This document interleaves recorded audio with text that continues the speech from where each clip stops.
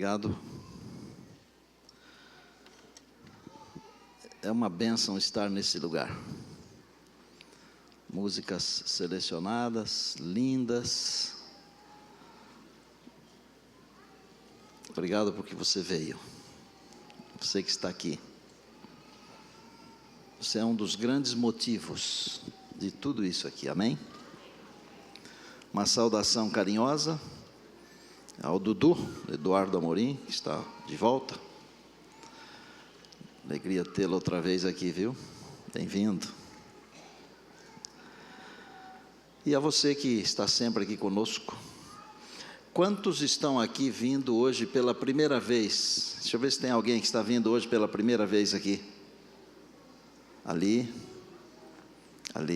lá.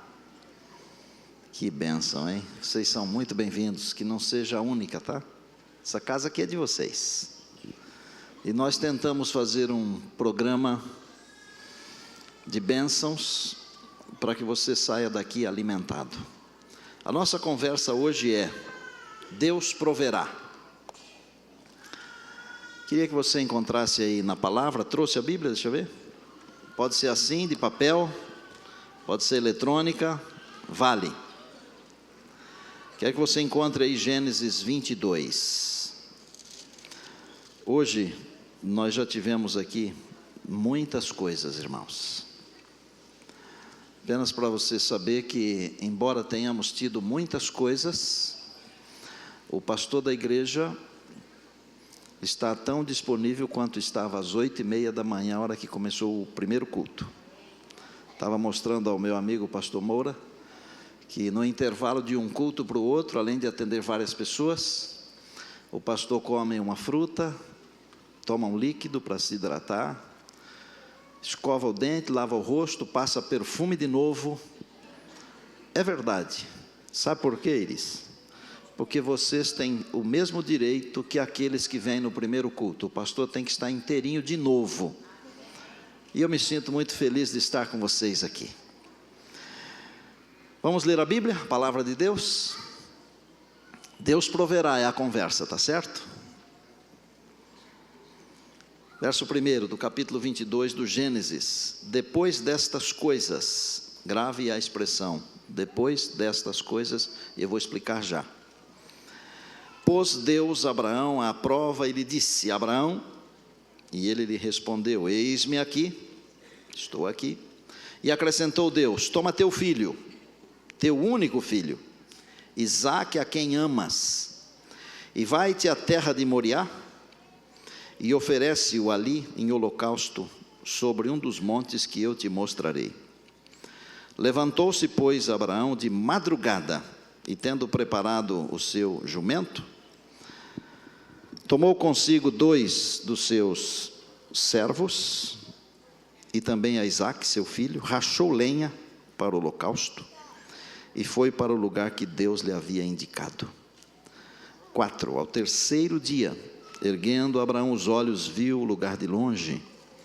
Então disse aos seus servos, preste atenção nisso: esperai aqui, fiquem aqui, esperai aqui com o jumento, eu e o rapaz iremos até lá, e havendo adorado, voltaremos para junto de vós. Tomou a lenha do holocausto e a colocou sobre Isaque, seu filho. Ele, porém, Abraão, levava nas mãos o fogo e o cutelo, e assim caminhavam ambos juntos. Grave isso aqui também. Quando Isaque disse a Abraão, seu pai: meu pai, respondeu-lhe Abraão: eis-me aqui, meu filho. Perguntou-lhe Isaque: eis o fogo e a lenha. Essa é a pergunta crucial. Mas onde está o cordeiro para o holocausto? Respondeu Abraão: Deus proverá para si, meu filho, o cordeiro para o holocausto. De novo, e seguiram ambos juntos. Amém? 9. Chegaram ao lugar que Deus lhe havia indicado, designado. Ali edificou Abraão um altar, sobre ele dispôs a lenha. Amarrou Isaque, seu filho, deitou no altar em cima da lenha. E estendendo a mão, tomou o cutelo para imolar o filho. Mas do céu lhe bradou o anjo do Senhor: Abraão, Abraão. Ele respondeu: eis-me aqui. Então lhe disse: não estendas a mão sobre o rapaz e nada lhe faças, pois agora sei que temes a Deus, porquanto não me negaste o teu filho, o teu único filho. Tendo Abraão erguido os olhos, viu atrás de si um carneiro preso pelos chifres entre os arbustos. Tomou Abraão o carneiro e o ofereceu em holocausto em lugar de seu filho. 14, é o último. E pôs Abraão por nome àquele lugar: o Senhor proverá, Jeová Jiré. Daí dizer-se até ao dia de hoje: no monte do Senhor se proverá. Quero começar afirmando que Deus proverá. Deus proverá, pode confiar. Pode não ser do seu jeito, mas do jeito de Deus, Deus proverá. Aleluia. Eu disse para você gravar depois destas coisas. Depois de que coisas? Esse depois destas coisas poderia ser traduzido por 20 anos depois, que foi mais ou menos o tempo que decorreu ali, desde o nascimento de Isaque, a expulsão de Agar e Ismael de casa, que é uma história muito triste, mas mesmo no meio da tristeza, a beleza, porque quando ela estava pensando que o menino ia morrer, que o filho ia morrer, apareceu-lhe o anjo do Senhor e apareceu uma fonte, e aquele lugar foi dado o nome de Beer Lahai, que significa o Deus que vê. Deus vê tudo. Nesse período de 20 anos, Abraão fez uma aliança com Abimeleque, uns 20 anos mais ou menos. Isaque deveria ter 20 anos, por aí. Abraão deveria ter 120 anos. Esta foi a maior prova de fé na vida desse servo de Deus, conhecido como pai da fé e conhecido também como amigo de Deus.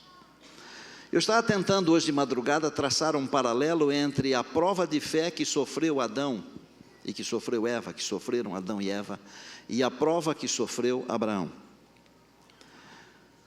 Ambas foram muito difíceis, com uma diferença: a de Abraão foi muito pior, porque de Adão e Eva não envolvia sofrimento, a de Abraão envolvia sofrimento. Vou dar uma informação aqui que talvez poderia dar no final do sermão. Muitos dos seres santos do universo, de mundos não caídos, e até mesmo entre os anjos de Deus que permaneceram fiéis e leais ao Senhor, eles não entendiam muito bem o plano de salvação. E quando Deus disse para Adão: toma o teu filho, o teu único filho, a quem amas, Isaque, e oferece-o em holocausto, o universo inteiro pagou atenção para isso, demonstrou atenção, porque eles queriam ver no que daria. E quando finalmente Abraão chegou lá em cima, e que levantou a faca para imolar o menino,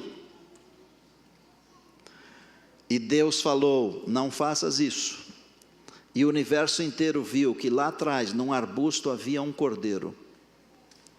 Os anjos que nunca pecaram, seres santos que nunca pecaram, compreenderam melhor o plano da salvação, em razão dessa prova a qual Abraão foi submetido. Às vezes na nossa vida, nós não entendemos as coisas. Pode ser que Deus esteja provando alguma coisa para alguém que está olhando para mim, que está olhando para você. E pode ser que através da minha experiência ou da sua, Deus está desvendando o plano de salvação para alguém que não teria como conhecer o plano de salvação a não ser através de você ou através de mim. Pastor, mas Deus não tem os anjos? Não é o trabalho dos anjos.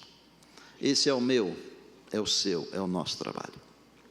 Vamos dar uma olhada aqui no que acontece no texto. Portanto, mais ou menos uns 20 anos. Não era costume um filho de Deus oferecer um filho em sacrifício. Este era o costume dos cananitas, que ofereciam os seus primogênitos aos seus deuses. Tanto que logo depois o Senhor Deus proibiu que se oferecessem crianças em holocausto.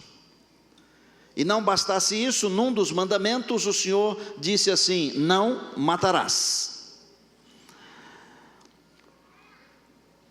Abraão não estava disposto a sacrificar o seu filho, mas o amor que ele possuía para com Deus era maior do que a sua disposição. Ele obedeceu prontamente. Tem uma coisa interessante aqui. Por que Abraão não contou para Sara?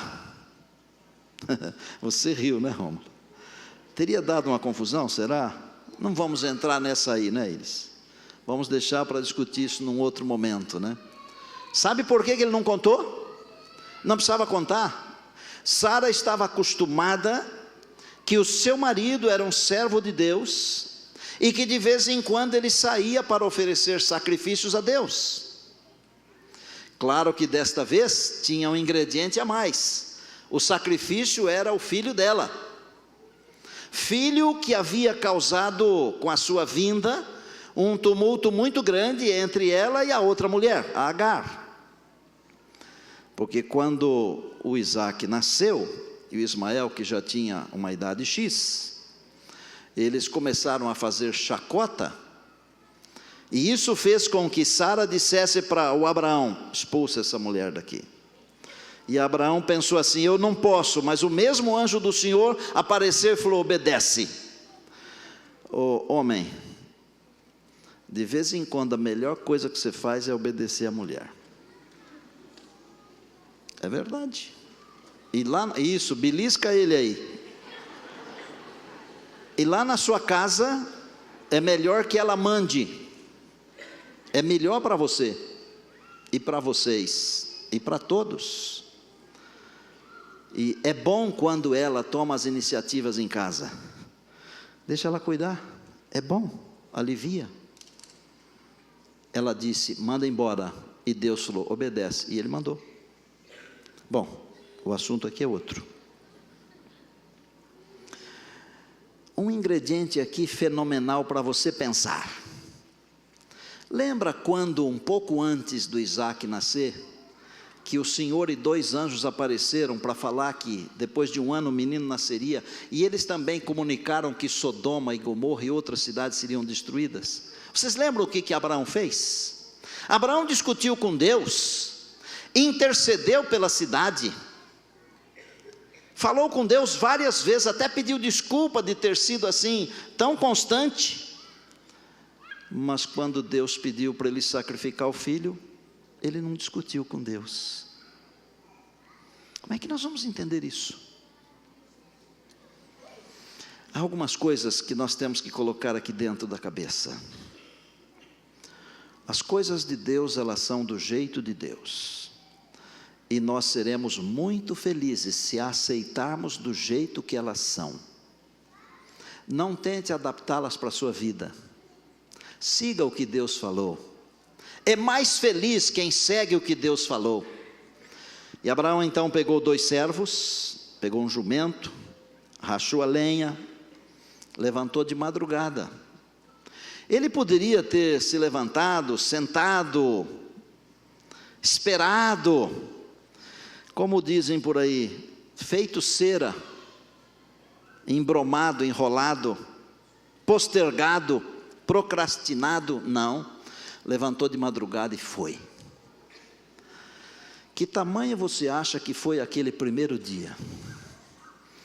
Naquele dia o relógio não andava. O relógio foi se arrastando. Não andava. Veio a noite. Os servos deitaram e dormiram. O Isaac deitou e dormiu. Abraão não dormiu. Abraão ficou orando no culto da mata. Noite inteira, uma vigília. Hoje às 10. Ele esperava que Deus desse uma palavra, mas Deus não deu. Amanheceu o 2º dia, levantaram o acampamento e continuaram a jornada. E novamente, parecia que o mostrador do relógio era desse tamanho assim. Dá a impressão que quando o relógio é grande demora mais, né? Mas é tudo igual, viu? O dia foi se arrastando e veio a noite. O menino deitou e dormiu. Os servos deitaram e dormiram, e o jumento também dormiu. Abraão não dormiu. Ele queria ouvir Deus dar uma explicação. Deixa eu te falar uma coisa. Vocês podem escutar, vou falar só para ela. É elas ou eles? Eles então, né? Para eles, ela e ele. Está esperando um moleque, um bebê. No passado nós dizíamos que Deus tem 3 maneiras de responder sim, não, espere um pouco. E eu também já falei isso no passado. Mas não é assim não. São 4. Sim, não, espere um pouco, silêncio. Deus ficou em silêncio, não falou nada aquela segunda noite. Imagine, sofrimento. Terrível. Amanheceu o 3º dia, eles não tiveram que caminhar. Quando amanheceu, Abraão olhou, ele já estava na região de Moriá, e sobre a colina, ele viu uma nuvem da glória de Deus, e ele entendeu, não apenas que aquele era o lugar, mas que ele podia confiar plenamente no Deus da glória, e disse para os servos, o que está aí no verso 5, olhem aí por favor, vocês fiquem aqui,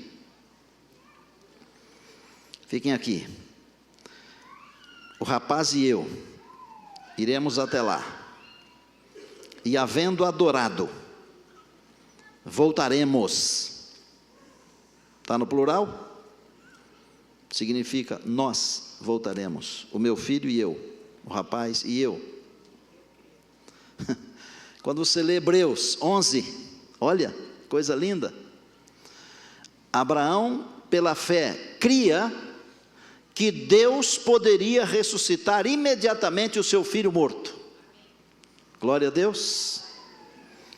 Mas naquele tempo não tinha tido ressurreição nenhuma. Mas Abraão cria. E olha, você que está vivendo nos últimos dias da história desse mundo aqui, há algumas coisas que não estão escritas em lugar nenhum. Há algumas coisas que não foram pregadas por todos os pregadores que já pregaram. Há algumas coisas que estão escritas apenas e tão somente na sua mente e no seu coração, e elas foram escritas por Deus, e você pode se guiar por essas coisas. Quando Deus fala, pode crer, a palavra de Deus não volta vazia, ela sempre prospera, ela produz. E Abraão subiu. Há umas coisas também interessantes aqui. A Bíblia diz que Abraão colocou a lenha sobre os ombros do menino, enquanto ele, Abraão, levava a faca e o fogo. Estão lembrados disso? A faca e o fogo são perigosos, não é? É melhor não deixar na mão dos meninos essas coisas, mas não é por isso. Quando chegaram lá em cima, a Bíblia diz que eles caminhavam juntos, e nesse pedacinho que eu li 2 vezes, a Bíblia diz que caminhavam juntos, e isso tem um significado. Você que é pai, se você educar o seu filho nos caminhos de Deus, pode ser que um dia ele tenha um acidente na vida, um problema, mas ainda que ele tenha um acidente na vida, um problema, ele volta para os caminhos de Deus, porque a semente fica. E o Isaac subia junto com o pai, porque ele conhecia a espiritualidade, a religiosidade do pai, o cristianismo do pai. Tanto conhecia que olhou para o pai e disse assim: pai, aqui estão o fogo e a lenha. Por alguma razão ele não mencionou a faca. Perceberam isso? Mas eu não tenho tempo de explicar isso agora. Onde está o cordeiro para o holocausto?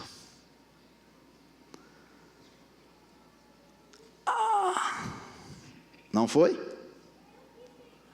Porque ele teria que dizer assim: o cordeiro, filho, é você que fala comigo. Uma espada deve ter transpassado a alma do Abraão, e ele deu a resposta mais importante que você pode encontrar no Antigo Testamento sobre o plano da salvação. Ele falou assim: Deus proverá para si o cordeiro para o holocausto, meu filho. Em algum momento, depois dessa conversa, o pai abriu o jogo.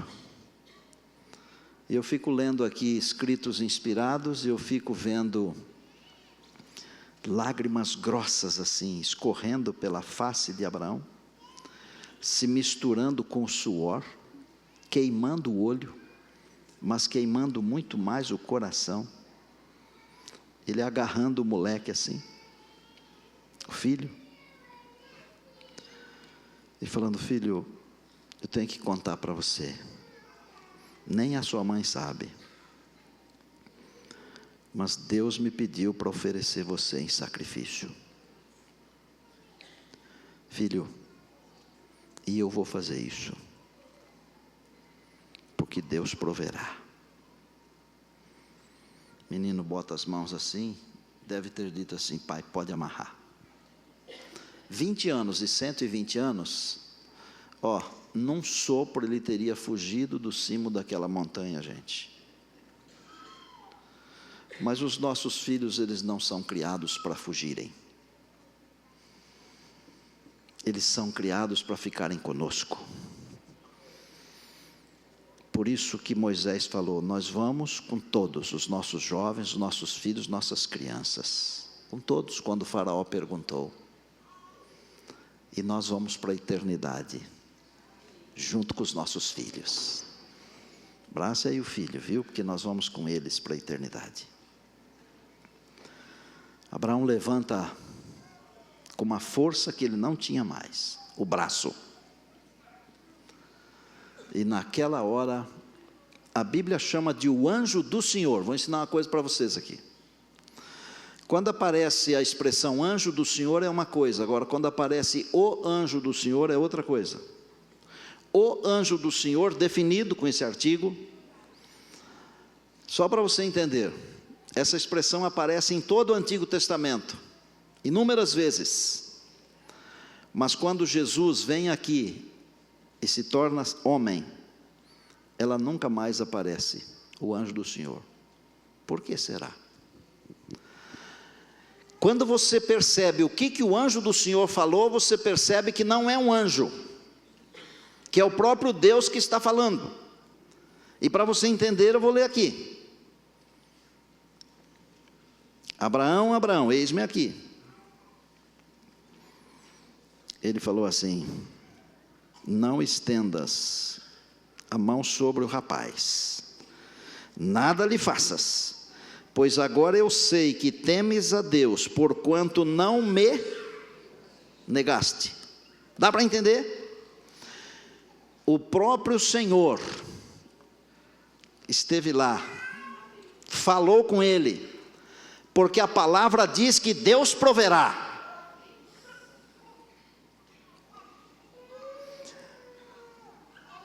Eu acho que a primeira coisa que Abraão fez, a hora que escutou o Senhor falando assim: não precisa mais, basta, chega. Eu acho que ele agarrou o menino que estava amarrado em cima da lenha. Quando você abraça alguém que está deitado numa cama de hospital, por exemplo, se a pessoa está viva, tem um significado, mas às vezes a pessoa está morta, tem um outro significado. Isaac estava vivo, porque quem está em Jesus tem vida. O pai agarrou o filho assim contra o peito, apertou, como se abraça as meninas, com alegria. Seus moleques aí, 3, e eu sou fã desses meninos aí, viu? Terminou o abraço, começou a respirar naturalmente, que não estava respirando naturalmente. Olhou para trás e tinha um cordeiro lá, preso, e ele imolou aquele cordeiro. E eu falei para vocês que foi Isaac que carregou a lenha?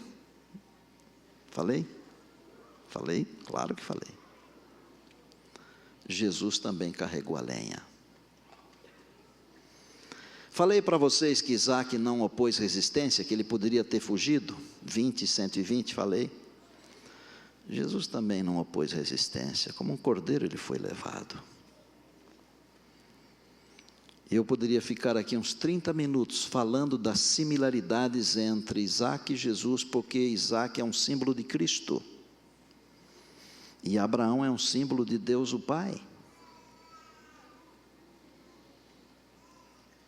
Mas há uma diferença que grita muito alto. No caso de Jesus, não havia nenhum cordeiro lá atrás, amarrado, nenhum. No caso de Jesus, o anjo do Senhor não gritou, parem! Não gritou. Sabe por quê? Sabe por quê que para Jesus não houve uma provisão? Sabe por quê que para Jesus não houve um substituto? Não houve, porque Ele é a própria provisão. Ele é o substituto.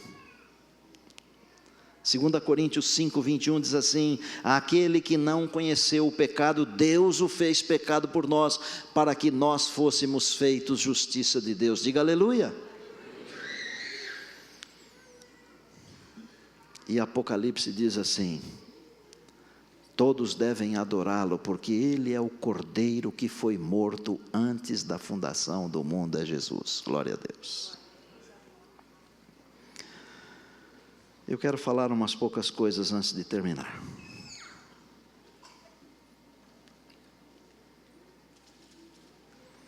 No monte do Senhor se proverá. Quando tudo estiver dando errado, Deus proverá. Se o casamento estiver indo embora, Deus proverá. Se você perdeu a fé, porque alguns chegam até ao ponto de perderem a fé. Se você perdeu a fé, Deus proverá. Se você perdeu o emprego, Deus proverá. Se o filho foi embora, esqueceu todos os ensinamentos, está extraviado, perdido, Deus proverá. Se você perdeu a saúde ou a alegria, Deus proverá. E se você estiver enfrentando a maior crise existencial da vida, Deus proverá. Quando tudo parecer perdido, lembre-se, Deus proverá. Aquela pergunta que o menino fez, João Batista a respondeu. Quando lá no Jordão, viu Jesus se aproximando. Eu vou traduzir numa linguagem estinética, tá? Ele deu um grito: Abraão, o seu filho perguntou, onde está o cordeiro? Olha aqui, este é o cordeiro de Deus, que tira o pecado do mundo. Queria levar você lá para a montanha. Pode não ser a mesma, mas é uma mesma cadeia, onde o Senhor Jesus deu a vida. E sabe por que Ele deu a vida? Porque Deus proverá. Um dia você irá para a eternidade. Não é porque você merece, mas porque Deus proverá.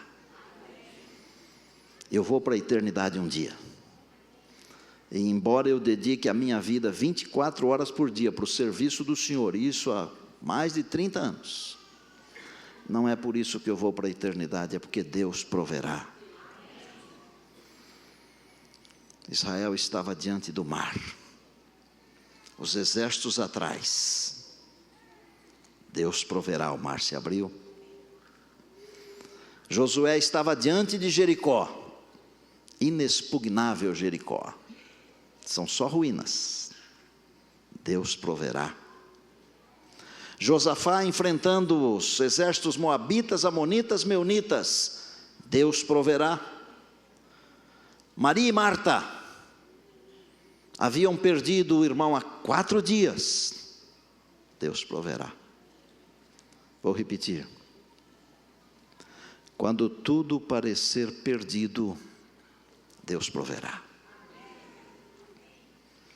Se tudo estiver degringolado, Deus proverá. Qualquer coisa que estiver sendo destruída, qualquer coisa que estiver indo pelos caminhos da decrepitude da vida, Deus proverá. É só confiar, Deus proverá. Hoje quero chamar aqui no altar, não as pessoas que estão enfrentando lutas ou provações, porque quase sempre nós chamamos essas pessoas. Quero chamar aqui os que quiserem vir aqui. E se você quiser vir aqui sobre o altar, eu sei de uma coisa: pode vir, porque Deus proverá. Eu não posso prover o que você precisa e quer, mas Deus proverá. Vem aqui, e nós vamos terminar com a prece. Vem aqui, que no monte do Senhor se proverá.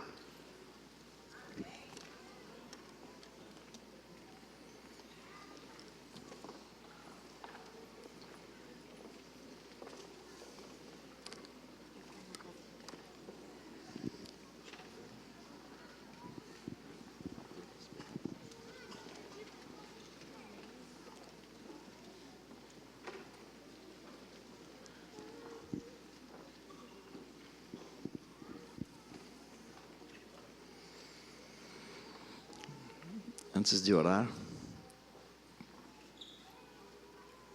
não tem nada a ver com um jogo de futebol,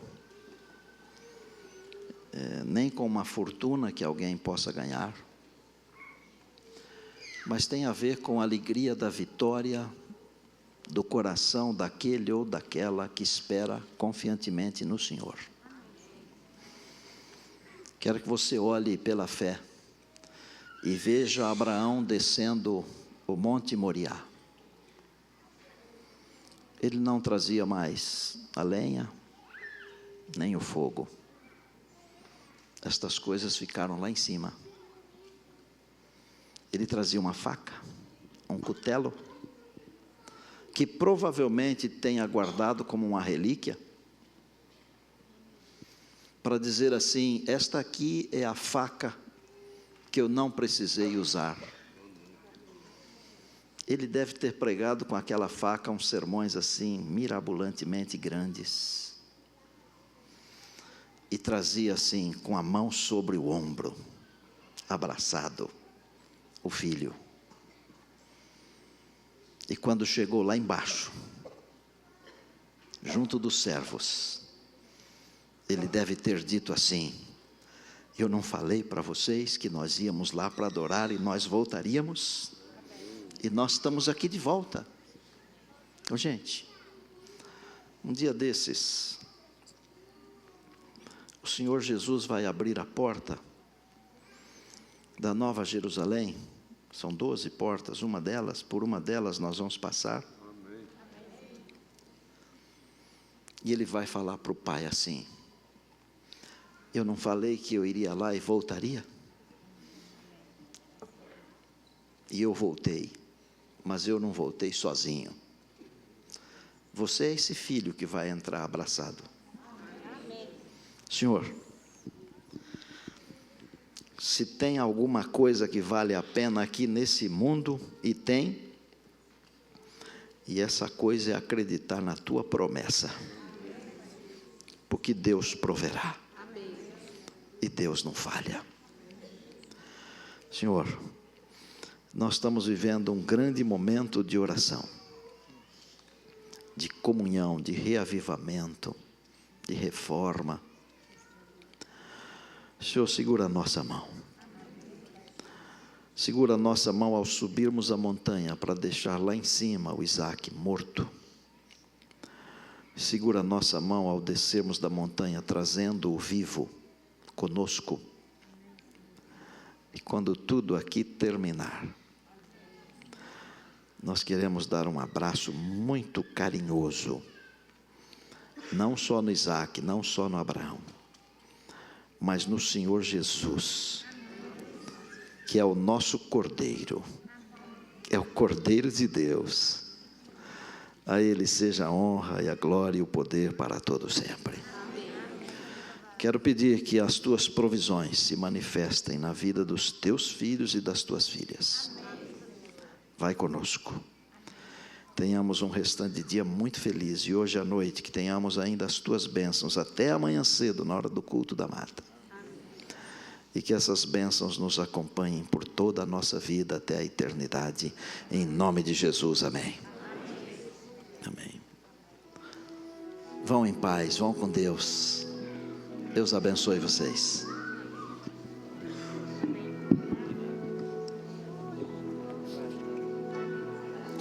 Em paz eu vou ouvir a voz de Deus. Em paz eu vou, estou feliz, achei abrigo em sua casa, em paz estou com meu Jesus.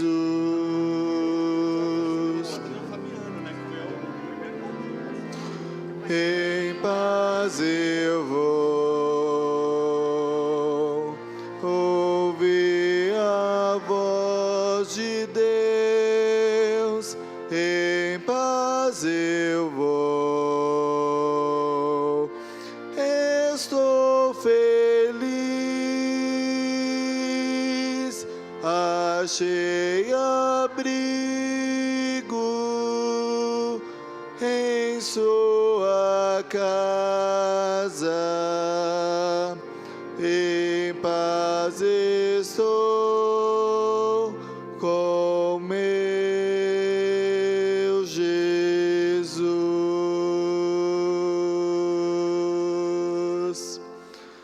A todos um feliz restante de sábado.